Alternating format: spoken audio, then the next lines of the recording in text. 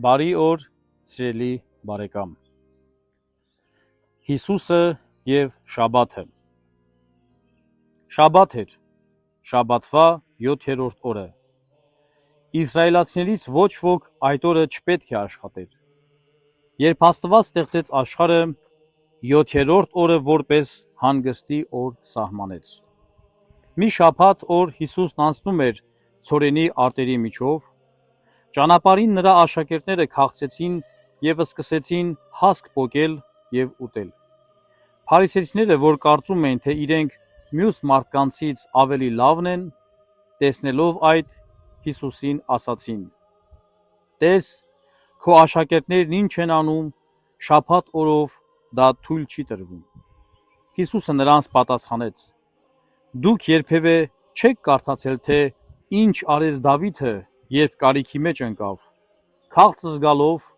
ինքը եւ նրանք, որ իր հետ էին, նա մտավ Աստծո տունը Աբիաթար քահանապետի օրոք եւ առաջավորության հացը կերավ, տալով նաեւ նրանց, որ իր հետ էին։ Այնինչ օրինավոր չէր ուտել քահանաներից բացի։ Իմացեք, շաբաթ օրը մարդու համար է եւ ոչ թե մարդը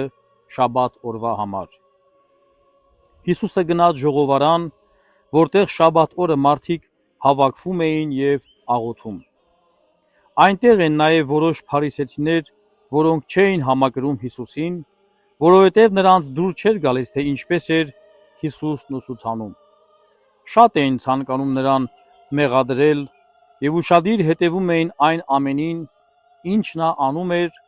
սպասելով, որ որևէ անթույլատրելի բան անի։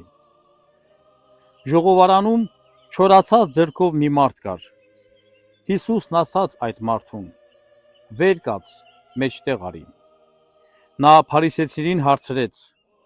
«Շաբաթ օրով ինչ բան է օրինավոր անել, բարիք գործել, թե չարիք, մի կյանք փրկել, թե կորցնել»։ Բոլորը լռում էին։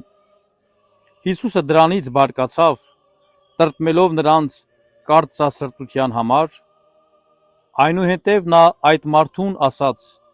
«Երկարիր ձեռքդ»։ Նա ձեռքը երկարեց եւ ձեռքն առողջացավ։ Այդ ժամանակ փարիսեցիները դուրս ելան եւ սկսեցին խորհել, թե ինչպես կորստյան մատնեն Հիսուսին։